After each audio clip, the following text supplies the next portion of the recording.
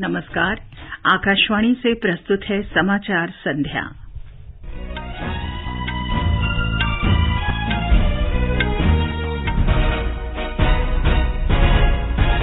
सरकार ने अनाज का मूल्य नियंत्रित करने के लिए भारतीय खाद्य निगम से 20 लाख टन गेहूं खुले बाजार में जारी करने की घोषणा की। प्रधानमंत्री नरेंद्र मोदी ने स्थानीय कला और संस्कृति को प्रोत्साहित करने के लिए देशवासियों से सर्वश्रेष्ठ पर्यटन ग्राम प्रतियोगिता में शामिल होने का आग्रह किया। रसायन और उर्वरक मंत्री मनसुख मांडविया ने कहा, आयात पर निर्भरता कम करने के लिए उच्च गुणवत्ता की औषधियों और आधुनिक चिकित्सा उपकरणों का उत्पादन बढ़ाया जाएगा। रूस ने अमेरिका के साथ परमाणु हथियारों के नियंत्रण के लिए नया समझौता स्थगित करने का फैसला किया और युवा भारतीय निशानेबाज रुद्रांश बालासाहेब पाटिल ने मिस्र के काहिरा में ISSF निशानेबाजी विश्व कप में स्वर्ण पदक जीता।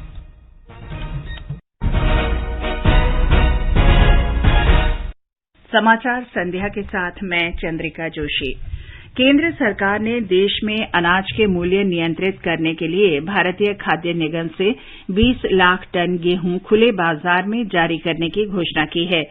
आरक्षित मूल्यों में कमी के साथ 20 लाख टन गेहूं की अतिरिक्त उपलब्धता से गेहूं और उससे बने उत्पादों के बाजार मूल्य को कम करने में मदद मिलेगी। इससे पहले केंद्रीय गृह मंत्री अमित शाह की अध्यक्षता में मंत्रियों की समिति ने आटा मिलों, निजी व्यापारियों, खरीदारों और गेहूं से बने उत्पादों के निर्माताओं को ई नीलामी के जरिए 30 लाख टन गेहूं जारी करने का निर्णय लिया था। उपभोक्ता कार्य मंत्रालय ने कहा है कि अब तक खुला बाजार बिक्री योजना 2023 के अंतर्गत 50 लाख टन गेहूं जारी करने का फैसला किया गया था। मंत्रालय ने कहा कि खुला बाजार बिक्री योजना नीति 2023 की घोषणा के बाद गेहूं और आटे की कीमतों में कमी आई है। समाचार कक्ष से मुकेश कुमार। खरीफ विपणन सत्र 2022-23 के लिए धान की खरीद सुचारू चल रही है और अब तक 702 लाख मीट्रिक टन से अधिक धान की खरीद की जा चुकी है।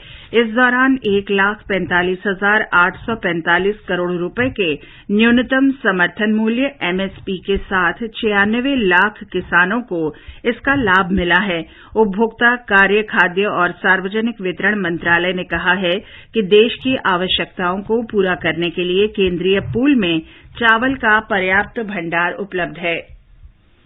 भारत और सिंगापुर ने संयुक्त डिजिटल भुगतान प्रणाली का शुभारंभ किया है। ये प्रणाली दोनों देशों के नागरिकों को तेज और सुगम लेन-देन की सुविधा प्रदान करेगी। भारत के यूनिफाइड पेमेंट इंटरफेस UPI और सिंगापुर के पे नाउ ने लेन-देन को सुगम बनाने के लिए एक समझौता किया है। इस अवसर पर प्रधानमंत्री नरेंद्र मोदी ने कहा कि इससे दोनों देशों को तत्काल और कम खर्च में धनराशि भेजने में मदद मिलेगी। इससे दोनों देशों के लोगों को अपने मोबाइल से तत्काल कम खर्च में फंड ट्रांसफर करने में मदद मिलेगी। इस सुविधा से रेमिटेंसीज का सस्ता और रियल टाइम विकल्प संभव हो पाएगा। प्रधानमंत्री ने कहा कि भारत डिजिटल भुगतान क्षेत्र में विश्व के अग्रणी देशों में है और देश में UPI भुगतान का लोकप्रिय विकल्प बन चुका है। मर्चेंट्स और कंज्यूमर्स दोनों ने ही इसे ज्यादा से ज्यादा अपना रहे। इसलिए आज बहुत से एक्सपर्ट्स ये अनुमान लगा रहे हैं कि जल्द ही भारत में डिजिटल वॉलेट ट्रांजैक्शन नकद लेन-देन से अधिक हो जाएंगे। राष्ट्रपति द्रौपदी मुर्मू ने कहा है कि अरुणाचल प्रदेश भारत का अभिन्न हिस्सा है और केंद्र सरकार की एक्ट ईस्ट नीति में एक प्रमुख हितधारक है। राष्ट्रपति ने आज ईटानगर में अरुणाचल प्रदेश विधानसभा के विशेष सत्र को संबोधित करते हुए ये बात कही। राष्ट्रपति ने कहा कि पूर्वोत्तर क्षेत्र लंबे समय तक सड़क, रेल और हवाई मार्ग से वंचित रहा है, लेकिन केंद्र सरकार इस क्षेत्र में संपर्क सुविधा और विकास पर ध्यान केंद्रित कर रही है। ये समाचार हमारी वेबसाइट newsonair.com/hindi और हमारे mobile app news on AIR पर भी उपलब्ध हैं।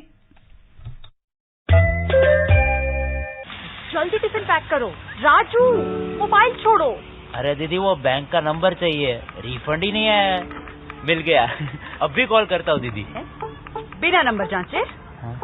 अक्सर जालसाज बैंक की नकली वेबसाइट और फर्जी नंबर से पैसों की धोखाधड़ी करते हैं। तो फिर सही नंबर? बैंक की ऑफिशियल वेबसाइट या तो कार्ड पर। आपने तो बचा लिया दीदी। काम से नहीं।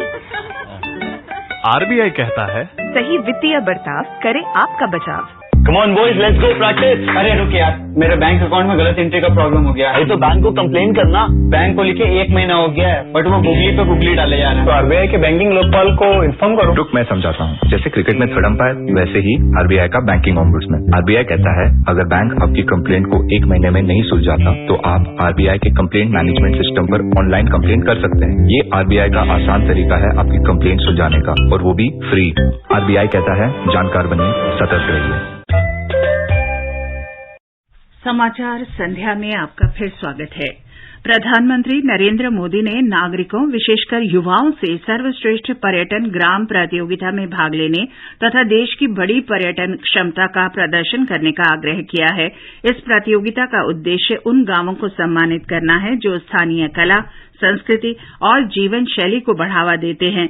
इस प्रतियोगिता से आर्थिक, पर्यावरणीय और सामाजिक स्थिरता, बुनियादी ढांचे तथा संपर्क, स्वास्थ्य और सुरक्षा सहित कई अन्य क्षेत्रों का भी मूल्यांकन हो सकेगा। जिला, राज्य और राष्ट्रीय स्तर पर इस प्रतियोगिता का आयोजन किया जाएगा।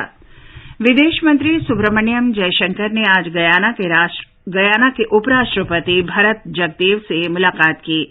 डॉक्टर जयशंकर ने अपने ट्वीट में बताया कि दोनों देशों ने अपने ऐतिहासिक संबंधों तथा व्यापार, ऊर्जा, कृषि और कौशल में अधिक अवसरों पर चर्चा की। उन्होंने कहा कि दोनों देश इस बात पर भी सहमत हुए कि भारत और कैरेबियन समुदाय कैरिकॉम के बीच संपर्क बढ़ने से संबंध मजबूत होंगे। डॉक्टर जयशंकर ने डॉक्टर जगदेव को भरोसा दिलाया कि भारत की G20 अध्यक्षता के दौरान ग्लोबल साउथ के सरोकारों को उचित प्रतिनिधित्व दिया जाएगा। G20 समूह के वित्त मंत्रियों और केंद्रीय बैंकों के प्रमुखों की पहली बैठक 24 और 25 फरवरी को बेंगलुरु में होगी।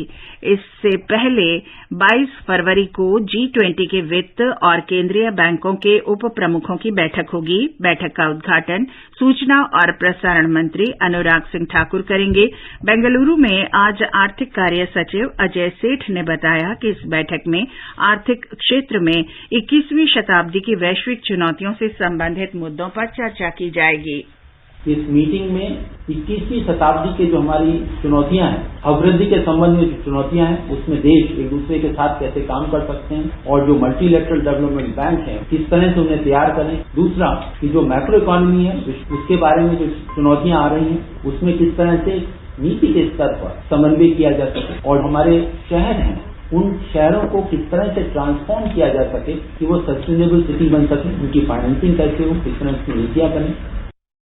मध्य प्रदेश में संस्कृति की G20 कार्य समूह की पहली बैठक कल खजुराहो में शुरू होगी। खजुराहो में संस्कृति मंत्रालय की संयुक्त सचिव लिली पांडे ने बताया कि बैठक 25 फरवरी तक आयोजित होगी। G20 देशों से लगभग 125 डेलीगेट्स इस बैठक में शामिल होने के लिए आ रहे हैं। G20 में 20 देश हैं, 9 हमारे गेस्ट कंट्रीज हैं और कल्चर ट्रैक के लिए हम लोगों ने 7 इंटरनेशनल ऑर्गेनाइजेशंस को आमंत्रित किया है। मेघालय और नागालैंड विधानसभा चुनाव के लिए सभी राजनीतिक दलों का प्रचार तेज हो गया है। भारतीय जनता पार्टी के वरिष्ठ नेता और केंद्रीय मंत्री अमित शाह ने प्रधानमंत्री मोदी के नेतृत्व में विकास कार्यों को जारी रखने पर जोर दिया।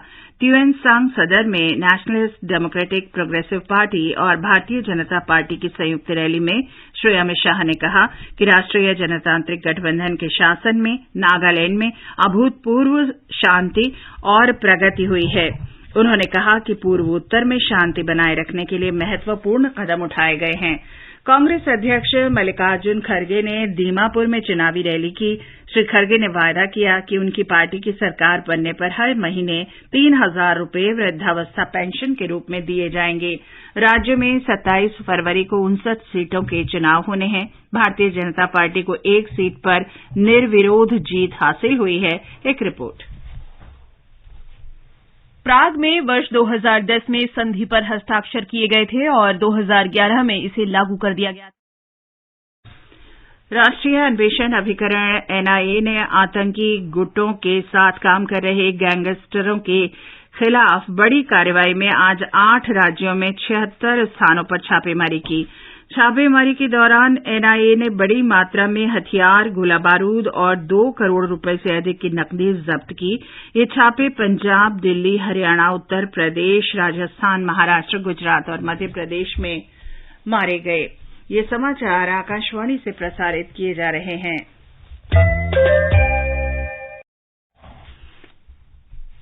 रसायन और उर्वरक मंत्री मनसुख मांडविया ने कहा है कि आयात पर निर्भरता कम करने के लिए उच्च गुणवत्ता की औषधियों और आधुनिक चिकित्सा उपकरणों का उत्पादन बढ़ाया जाएगा।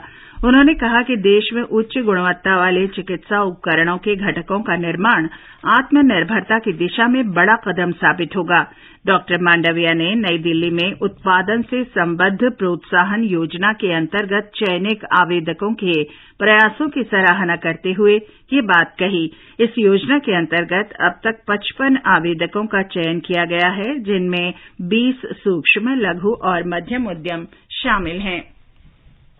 रूस के राष्ट्रपति व्लादिमीर पुतिन ने अमेरिका के साथ हुए परमाणु हथियार नियंत्रण समझौते को स्थगित करने की घोषणा की है।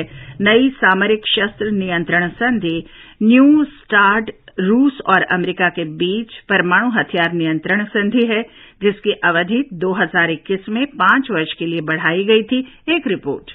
प्राग में वर्ष 2010 में संधि पर हस्ताक्षर किए गए थे और 2011 में इसे लागू कर दिया गया था। इस संधि में सामरिक महत्व के परमाणु हथियारों की संख्या को नियंत्रित किया गया था। इसके अलावा परमाणु हथियारों की तैनाती और परमाणु हथियार वाली मिसाइल के इस्तेमाल को कम करने के बारे में भी इस संधि में प्रावधान है। राष्ट्रपति पुतिन ने अपने राष्ट्र संबोधन में इस बात पर बल दिया है कि रूस इस संधि से अभी भी पूरी तरह से अलग नहीं हुआ है। उन्होंने कहा कि अगर अमेरिका ने परमाणु हथियारों का परीक्षण किया तो वो भी ऐसा करने के लिए तैयार है। इस बीच आज किसी समय अमेरिका के राष्ट्रपति जो बाइडेन पोलैंड में भाषण देंगे। कल ही वे यूक्रेन की राजधानी कीव पहुंचे थे। समाचार कक्ष से जागृति शर्मा।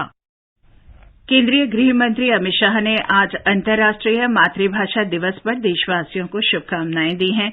अपने ट्वीट संदेश में श्री अमित शाह ने कहा कि मातृभाषा समृद्ध होने से देश समृद्ध होगा। बांग्लादेश आज अंतर्राष्ट्रीय मातृभाषा दिवस मना रहा है और अमर एकुशी के रूप में चिन्हित अपने भाषा आंदोलन के शहीदों को सम्मान दे रहा है।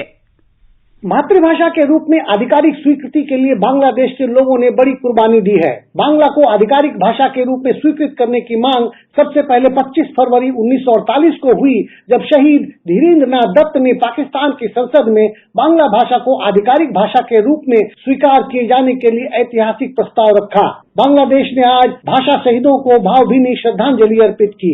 मध्यरात्रि के ठीक 1 मिनट बाद राष्ट्रपति अब्दुल हामिद और उनके ठीक बाद प्रधानमंत्री शेख हसीना ने भाषा आंदोलन के शहीदों को श्रद्धांजलि अर्पित करने के लिए ढाका में केंद्रीय शहीद मीनार पर माल्यार्पण किया। राजेश झा, आकाशवाणी समाचार, ढाका।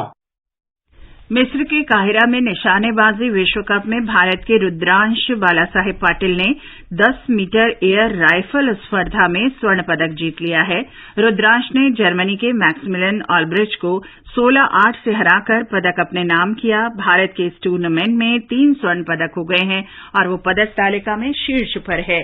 मेघालय संतोष ट्रॉफी फुटबॉल चैंपियनशिप के सेमीफाइनल में पहुंच गया है। भुवनेश्वर में क्वार्टर फाइनल में मेघालय ने पूर्व चैंपियन पश्चिम बंगाल को 2-1 से पराजित किया। मेघालय की टीम पहली बार इस टूर्नामेंट के सेमीफाइनल में पहुंची है। और अंत में मुख्य समाचार एक बार फिर। सरकार ने अनाज का मूल्य निर्धारित करने के लिए भारतीय खाद्य निगम से 20 लाख टन गेहूं खुले बाजार में जारी करने की घोषणा की। प्रधानमंत्री नरेंद्र मोदी ने स्थानीय कला और संस्कृति को प्रोत्साहित करने के लिए देशवासियों से सर्वश्रेष्ठ पर्यटन ग्राम प्रतियोगिता में शामिल होने का आग्रह किया। रसायन और उर्वरक मंत्री मनसुख मांडविया ने कहा, आयात पर निर्भरता कम करने के लिए उच्च गुणवत्ता की औषधियों और आधुनिक चिकित्सा उपकरणों का उत्पादन बढ़ाया जाएगा। रूस ने अमेरिका के साथ परमाणु हथियारों के नियंत्रण के लिए न्यू स्टार्ट समझौता स्थगित करने का फैसला किया। और युवा भारतीय निशानेबाज रुद्रांश बालासाहेब पाटिल ने काहिरा में ISSF निशानेबाजी विश्व कप में स्वर्ण पदक जीत लिया है। इसके साथ ही ये समाचार संध्या का ये अंक समाप्त हुआ। नमस्कार।